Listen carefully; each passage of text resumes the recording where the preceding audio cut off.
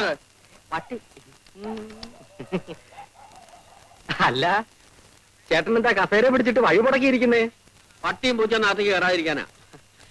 ഞാനൊരു സഹായം ചോദിക്കാനാ വന്നെ. സഹായം ചോദിക്കൽ പകലായാ പോരെ? വളരെ അർജന്റാണ് ചേട്ടാ. വളരെ നീണ്ട കാര്യമാണെങ്കിൽ നമുക്ക് നാളെ കാലത്തെ സംസാരിക്കാം. ചുരുക്കി പറയാം. എന്റെ അമ്മ മരിക്കുന്ന കാലത്ത് എനിക്ക് 12 വയസ്സായിരുന്നു. അന്ന് മരിക്കാൻ കിടക്കുന്ന നിന്റെ അമ്മയോട് രാരിച്ചെന്നാരി സത്യം ചെയ്ത് പറഞ്ഞതാ രാധയെ നിനക്ക് കല്യാണം കഴിച്ചു തരാം. ഇത് ഈ നാട്ടിൽ നീ എല്ലാവരോടും പാടിക്കൊണ്ട് കിടക്കുന്ന പാട്ടല്ലേ വാസുണ്ണി? എത്ര പാടിയിട്ടും ഒരു പ്രയോജനവും ഇല്ല ചേട്ടാ. ഓടിയാത് വാതിലടച്ചിട്ട് പോവും. പൊക്കോളൂ. രാരിച്ചൻ അമ്മാവനോട് ചേട്ടൻ ഒന്ന് പറയണം. സംസാരിക്കാം. ഇപ്പോഴെങ്കിലും പറഞ്ഞില്ലെങ്കിൽ ആകെ പ്രശ്നം. നാളെ കാലത്ത് സംസാരിക്കാം. പൊക്കോളൂ. തള്ളല്ലേ, വെക്കോളാം. Torch torch torch. ചേട്ടൻ രാവിലെ തൊട്ട് വൈകുന്നേരം വരെ ആ പാവം മനുഷ്യ സ്ത്രീയെ പൂട്ടിയിടും. വയസ്സ് കാലത്തൊരു ചെറുപ്പക്കാരിയെ കല്യാണം കഴിച്ച് ബാക്കിയുള്ള ആണുങ്ങൾക്ക് ഈ പറമ്പ് കാലി കുത്തിക്കൂടെന്ന് വാങ്ങി.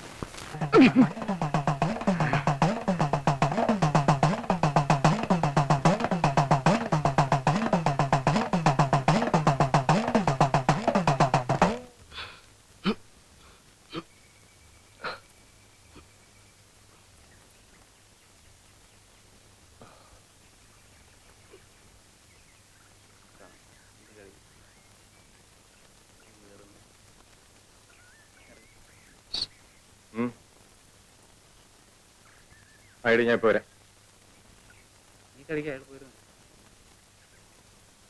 ഒരാളെ ഒന്ന് തല്ലി തരണം. ആളാരാ? ആളെ ഞാൻ കാണിച്ചു തരാം. പക്ഷെ കേശവൻ ചേട്ടൻ ഒറ്റയ്ക്ക് പോരാ. ആളൊത്തിരി കരുത്തനാ. ഒരു 2-3 പേരും കൂടെ വേണം. കാശ് എത്ര തരും? കാശൊക്കെ ഞാൻ തരാമെന്നേ. നമ്മളിനി അങ്ങനെ വല്ലതും ഉണ്ടോ? ഞാനില്ലേ. അതുകൊണ്ടാ കടം പറ്റില്ലെന്ന് പറഞ്ഞത്. ചേട്ടാ, എന്റെ കല്യാണം കഴിഞ്ഞിട്ട് ചേട്ടന് ആവശ്യമുള്ള പണം ഞാൻ തരാം. എന്നാ പിന്നെ കല്യാണം കഴിഞ്ഞിട്ടല്ല. അയ്യോ, അതിന് മുമ്പ് കല്യാണം. 50 രൂപ വെച്ചിട്ട് കാര്യം പറഞ്ഞാൽ മതി. 50 രൂപയ്ക്ക് ഞാൻ എവിടെ പോവും? പിന്നെ സാറേ, സാർ സാറേ ഓഫീസ് വിട്ട് വരികയായിരിക്കും. അതെ, ഞാൻ സാറിനെ കാണാൻ വീട്ടിലോട്ട് വരികയായിരുന്നു. അടിയന്തരം ഒരു 50 രൂപ കടം വേണം. എനിക്കല്ല, രാരിച്ചനമ്മാവനാ, രാധയുടെ അച്ഛന്.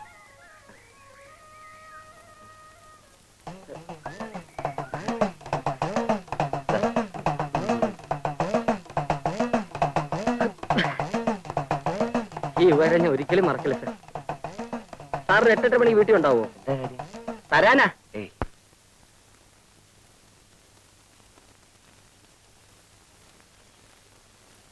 ഇവിടെ ആളില്ലേ? ആരാ? ഞങ്ങളാ.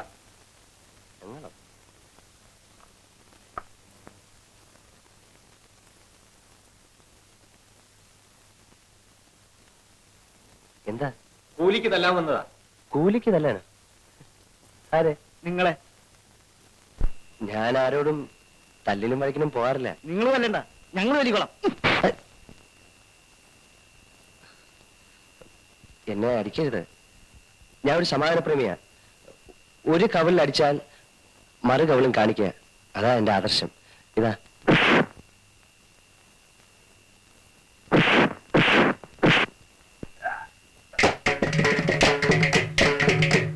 അപ്പൊ താനല്ലയോ പറഞ്ഞു സമാധാനപ്രേമിയാണെന്ന്? അത് ഞാൻ പണ്ടൊരു പുസ്തകത്തിൽ വായിച്ചതാ. ഇപ്പോഴത്തെ കാലത്ത് പറ്റത്തില്ല.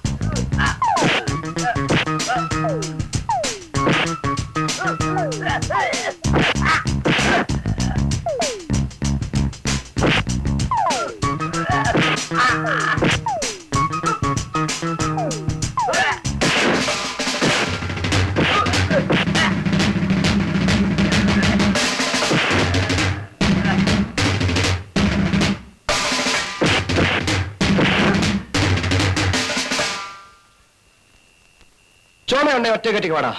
ഉം.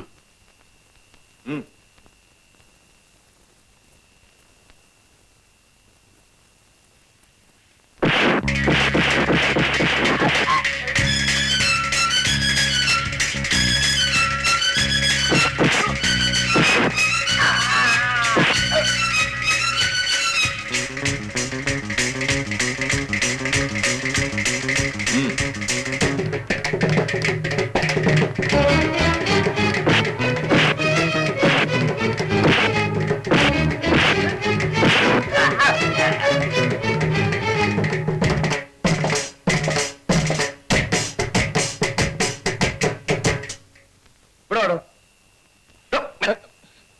അയ്യോ സാറേ, എന്നൊന്നും ചെയ്യരുത്. ആ വാസുന്ന് പറഞ്ഞേച്ചു വന്നതാ. അവന്റെ പെണ്ണിന് സാറ് നോക്കാതിരിക്കാൻ. അയ്യോ.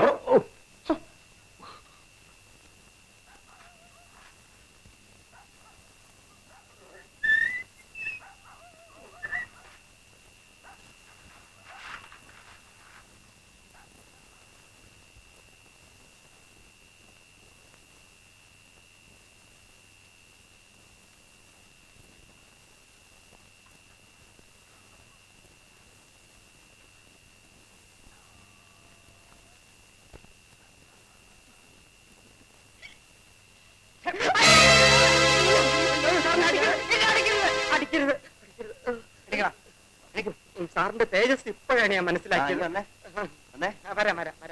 എന്റെ കയ്യിൽ നിന്ന് കാശും വായിച്ചേ. എന്നെ കിണറ്റിലിടരുത്, എന്നെ കിണറ്റിലിടരുത്. അയ്യോ, കിണറ് കിണറ്. അതെ, ഈ അടിപിടി എനിക്ക് വലിയ പരിചയമില്ലാത്ത. ഇപ്പൊ നീ അതെന്നെ കൊണ്ട് ചെയ്യിച്ചത്. അതുകൊണ്ട് ഈ ഷർട്ടൊക്കെ കഴുകി ഒരു 50 തൊട്ടി വെള്ളം കോരി ചൂടാക്കി എന്നെ കുളിപ്പിച്ചിട്ട് പോയാൽ മതി. എന്തോ ഒരിക്കൽ തൊട്ടി തൊട്ടിയോടെ തൊട്ടി. എത്ര തൊട്ടി? 50 തൊട്ടി. അയ്യോ, പയ്യൻ നല്ല മിടുക്കനാ. നടന്നാ നമ്മുടെ ഭാഗ്യം.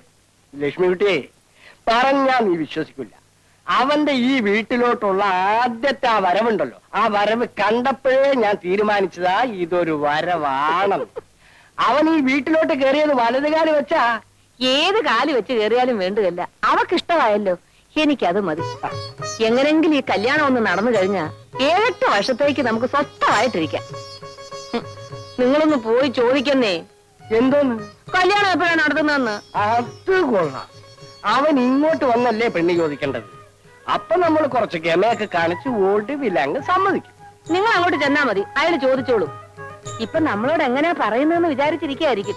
എന്നാലും എനിക്കൊരു വിലയില്ലേ ലക്ഷ്മി കുട്ടി. ഓ, വിലയ്ക്ക് ഒരു കുറവും വരത്തില്ലെന്നേ. നിങ്ങൾ ഒന്ന് പോയി നോക്ക്. ആ, നീ ആ കൊടയും തോർത്തും എടുക്ക്. അയ്യോ, ദേ വരുന്നുണ്ട് ദുശകുനം. നാരായണ